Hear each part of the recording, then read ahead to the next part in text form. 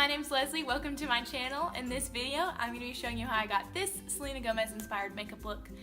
It's inspired by the look she wore to the Met Gala a couple of weeks ago. As soon as her makeup artist posted the photo, I knew that I wanted to recreate it because it just looked so cool. And normally I'm not one to go for bold eyes, but I figured since I was feeling so inspired that I would just hop out of my comfort zone a little bit. So if you want to see how I got this makeup look, then just keep watching.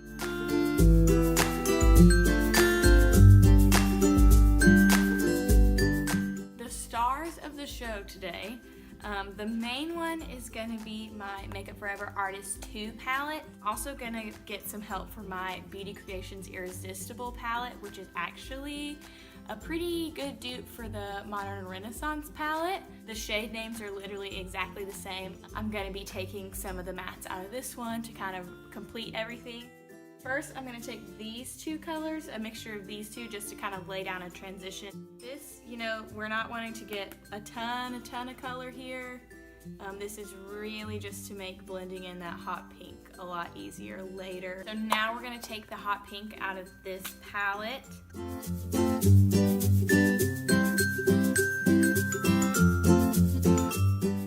She had her eyeshadow, not only was it really blown out, but she also wasn't wearing any liner, but she did have the hot pink at her lash line, so I'm gonna start there with this tiny little brush.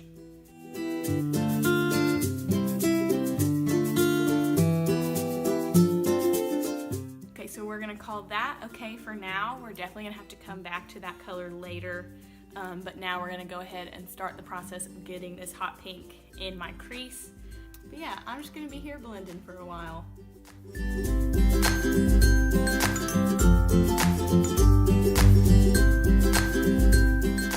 Now we're gonna go into this Irresistible palette, and I'm mostly gonna be taking Love Letter and then maybe a little bit of Venetian Red right here. And I just want to do that because I'm not a big fan of putting just straight metallic colors in my crease. Definitely keeping this color more in my crease, whereas the metallic, I took it a bit further up because her shadow was like nearly all the way to her eyebrow. I have a lot of space there, so I'm not gonna go too overboard. We're gonna go ahead and take the ME512, this iridescent pink color. That's the color that she had on her lid. I'm just gonna use my finger to apply that. And then we're gonna go back into that hot pink color and line the lash line again.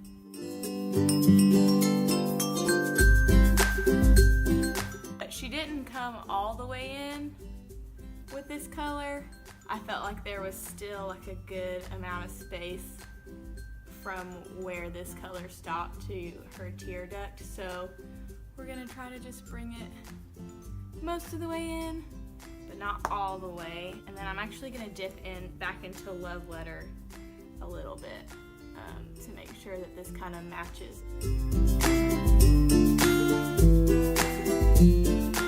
Every picture I saw, her skin was like the perfect middle. It wasn't too matte, it wasn't too dewy. It was just a really natural finish. So my favorite foundation for that is L'Oreal True Match, and I'm in the shade Warm 1 Porcelain. Pretty much if there's a shade called Porcelain, that's probably the one that I need to be using.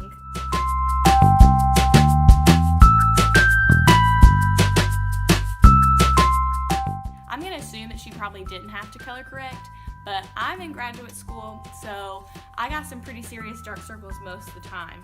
So I'm gonna go ahead and color correct those using a couple things. First, I'm gonna take the NYX Dark Circle Corrector in the shade Light. I'm just gonna pop that right in my tear duct area, because my tear duct area is where I have kind of more of a blue-green dark circle tone. Then I'm gonna take my Maybelline Instant Age Rewind Concealer in the Neutralizer shade. I'm gonna put that down here where my dark circles are more purple.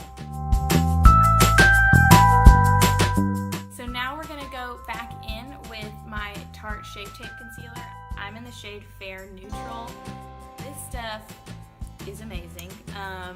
It's super pigmented, like a little goes a long way, and it just covers everything like a dream.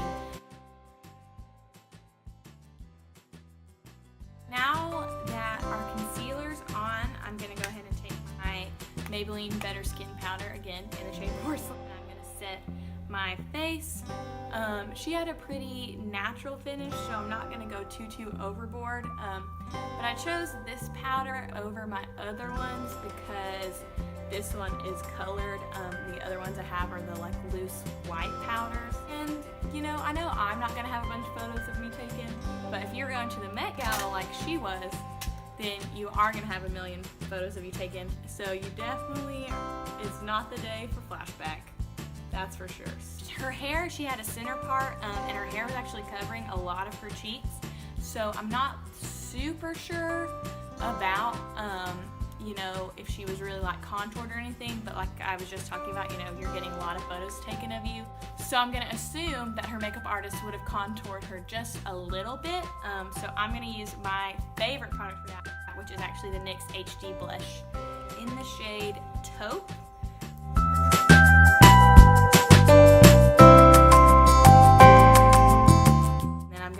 With my powder brush, mostly my forehead one is the one that always looks a little bit too much, but I'm just gonna run my powder brush over all of that to make sure that it's blended. It definitely looked like she had a matte blush on, but it was just a really natural, like flushed look. So I'm gonna go in with my Becca Blushed with Light Trio, and I'm gonna grab this shade right here, which is called Wisteria, which is just a matte, like mauve-y color. Again, I couldn't super tell if she had highlighter on, but I'm gonna go ahead and assume that she did. This is the first high-end makeup product that I ever bought. It's the Balm's Mary Luminizer. It's just this gorgeous, like perfect vanilla highlight. Honestly, it didn't look like she had any kind of pencil or powder or anything in her brows. They just looked really like fluffy. I know fluffy's not really the word you'd want to use for that, but fluffy is the best word I can think of to describe it. So I'm actually just going to use a tinted brow gel, and I'm going to use the NYX brow mascara in the shade Espresso.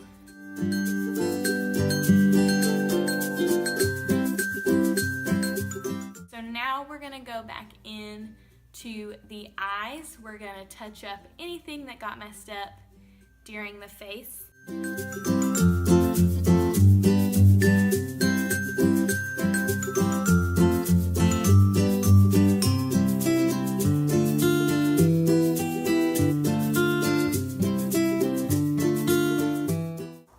Okay, I'm pretty happy with it.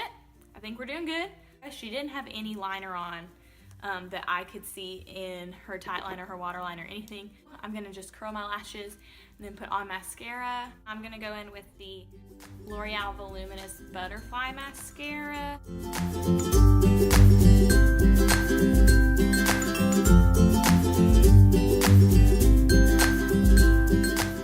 I'm gonna take the hot pink color on the outer half of my eye, and then I'm gonna take the light pink color on the inner half of my eye.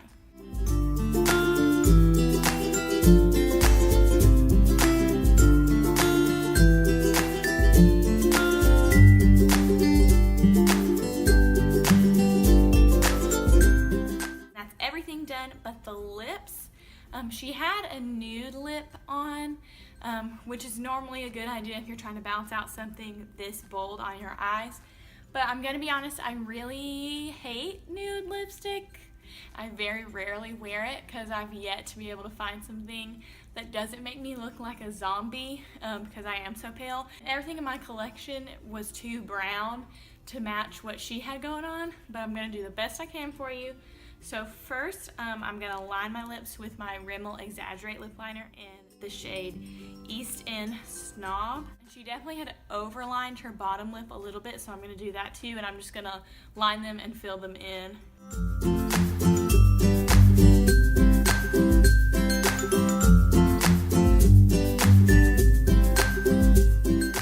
And she also had a gloss on, which I also hate lip gloss, but so I'm really trying hard for you guys. So I'm gonna use the Milani lip gloss in the shade Pink Lady.